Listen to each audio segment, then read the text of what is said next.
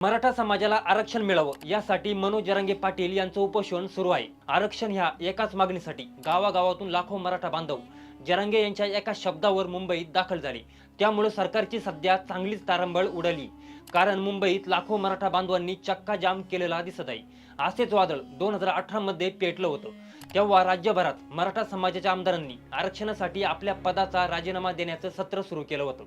त्यात पहिल्या नंबरला होते शिवसेनेचे कन्नडचे आमदार हर्षवर्धन जाधव यांनी प्रथम 25 जुलै 2018 रोजी मराठा आरक्षणाचा अध्यादेश काढण्याच्या मागणीसाठी राजीनामा दिला होता।